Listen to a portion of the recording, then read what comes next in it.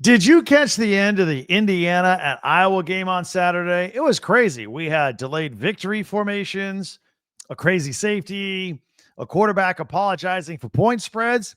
Let's hash all this out. Lockdown Big Ten starts right now.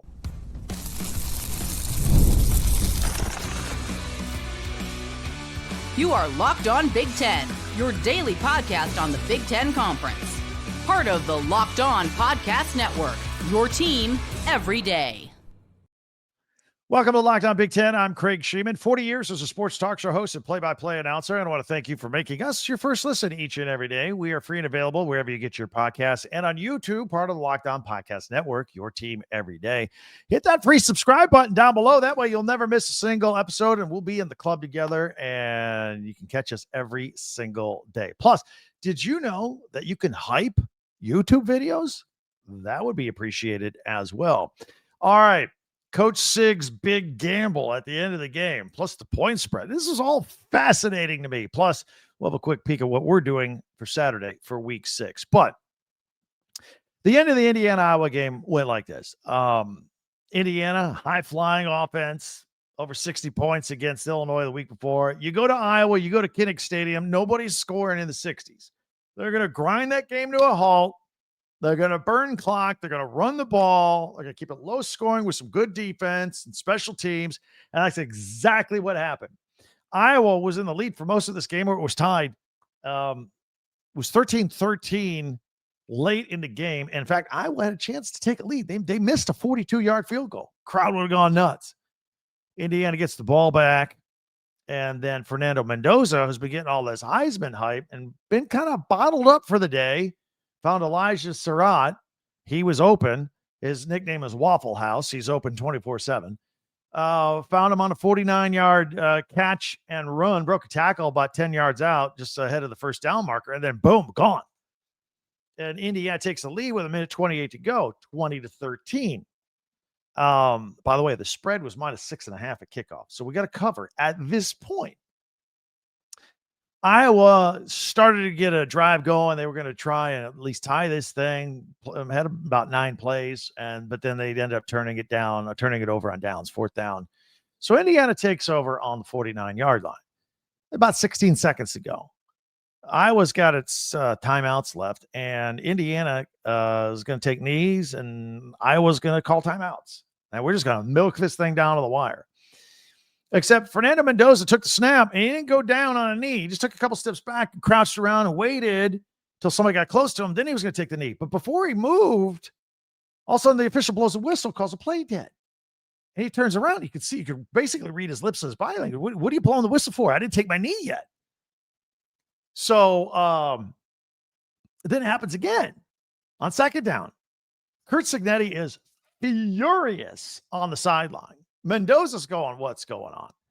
And apparently, from what I've been able to gather, there were like 3 different opinions here. One official told Cignetti one thing. Another official told him a different interpretation. Cignetti had his own ideas of how you can burn clock at the game. But apparently, you can't do the delayed victory kneel down. You can actually be called for a penalty. Indiana could have been called for a penalty for it. So we're getting it down to 7 seconds and then 3 seconds. And then finally, Indiana's in a position where it's got to run a play on 4th down. And so Cignetti tells his quarterback, he says, look, man, you take the snap, you turn around and you sprint backwards. They're on the 40-yard line at this point. Run all the way to the end zone. We're going to get a safety. We're going to burn these last 3 seconds. Just don't get caught. Don't fumble. Turns out, just as he was sliding down to the end zone, Iowa player was in the vicinity. That was a huge gamble right there. Had Mendoza fumbled the ball and Iowa recovered it, they would have landed on the ball and got a game-winning touchdown. So there was some risk here. Obviously, there was some risk if they had just run regular running plays that could have fumbled or turned the ball over, and then Iowa's got the ball at midfield. So there's a lot going on in Cignetti's head here. Afterward, he says, I'm going to need an explanation, a clarification from the Big Ten on this rule and how much time you could burn. And because there's a lot of risk involved here. Now, I looked it up. I looked up some of the rules here. So a delayed knee intended to take extra time off the clock is actually illegal It can result in penalties against the offensive team for delay a game. A quarterback can take a knee to legally run out the clock, but they cannot engage in a prolonged and unnatural delay of the play, which is what Indiana was doing. I've seen it done in the NFL all the time. It's called victory delay. But apparently, here's some more confusion that we got to figure out. I believe that if another team has timeouts and you're doing a delay, you can't delay the kneel for more than 8 seconds. Well, Indiana wasn't anywhere near the 8 seconds. The officials were blowing the whistles with like 3 seconds, every 3 seconds. That's what I think Cignetti was getting hot under the collar about on the sideline, and what he needs clarification on, what you are allowed to do or not allowed to do. I mean, you could have taken Mendoza and he could have run on a naked bootleg for negative yardage and just gone wide and gone down. Now you're putting your guy at risk. So he'll have to get this set. He's talking to the Big Ten here this week and get this figured out. Just a crazy, crazy rule. I thought you were allowed to do a delay snap. Now, a lot of times you do a delay snap, well, you're going to get linemen. They're going to get testy about it. Like, oh, you're not taking a knee like a good sport. Well, we're still playing then. And then people are banging and people are getting upset.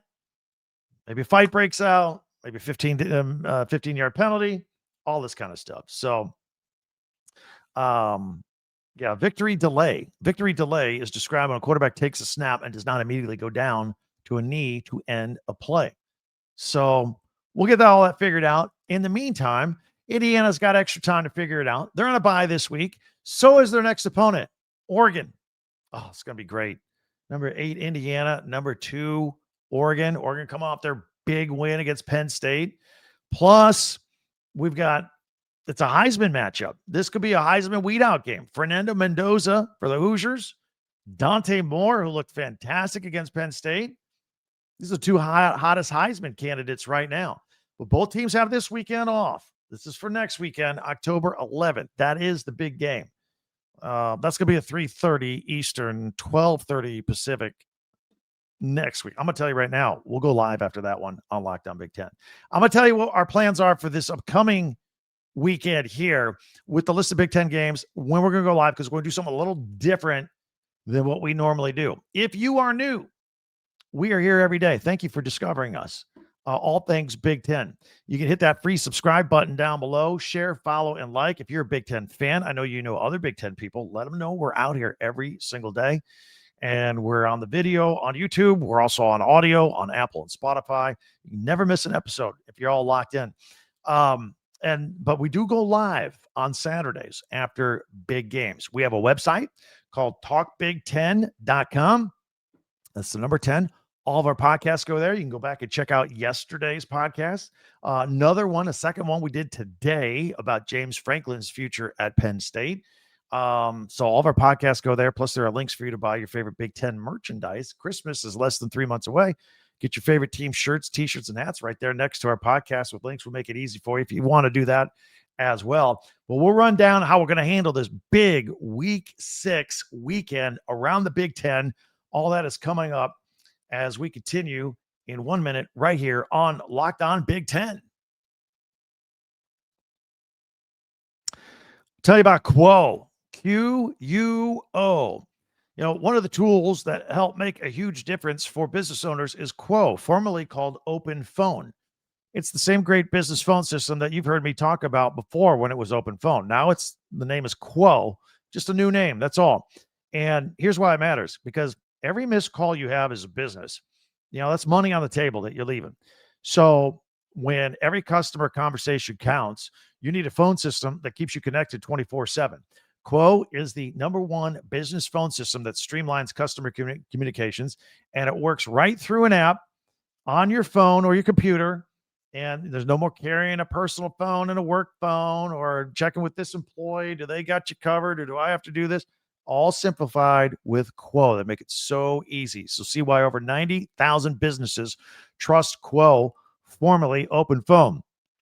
Get started for free and get 20% off your first 6 months at quo.com/lockedoncollege. That's QUO.com/lockedoncollege. And if you've got existing numbers with another service, Quo will port them over at no extra charge. Quo, no missed calls, no missed customers.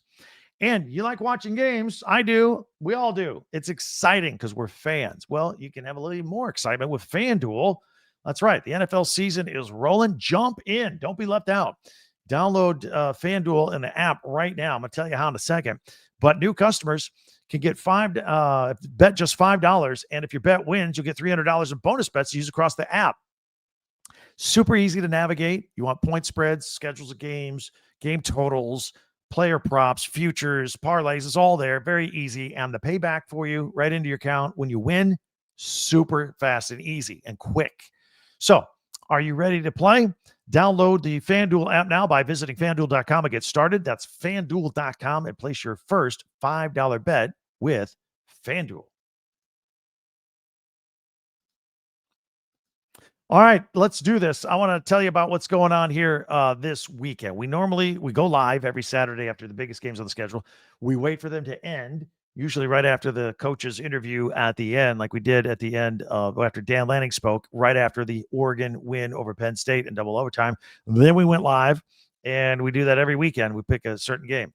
This weekend, I want to do something a little different. I want to put a hard start time on the schedule. Honestly, I couldn't decide which game to go live after. So, I mean, we're gonna go live right at 7:15 Eastern, 4:15 Pacific. No matter what, that's gonna be a hard time. We'll see how that works as well. A lot of games going on. The Michigan State Nebraska game should be winding down. I don't know that it'll be over by 7:15, maybe a few minutes, but that's when we're gonna go live. And then we'll preview also Ohio State getting ready to kick off against Minnesota. We kind of want to get that. We want to get started before that game gets going. We'll catch you up on all the earlier games around the Big Ten, every one of them. Wisconsin is at Michigan at noon. Illinois is at Purdue. Penn State is playing at the Rose Bowl at UCLA. Washington making an East Coast trip to Maryland. And Louisiana Monroe's at Northwestern. So we'll talk about every one of those games, 7:15 p.m. Eastern time, 4:15 Pacific on Saturday live. That way I get your immediate comments and you get my unfiltered comments with post-game with all this stuff that's going on. So check us out on Saturday. In the meantime, we're here every day. Check us out tomorrow. I can't wait to talk to you then. Thanks for joining us here today. I'm Craig Sheeman for Locked On Big Ten.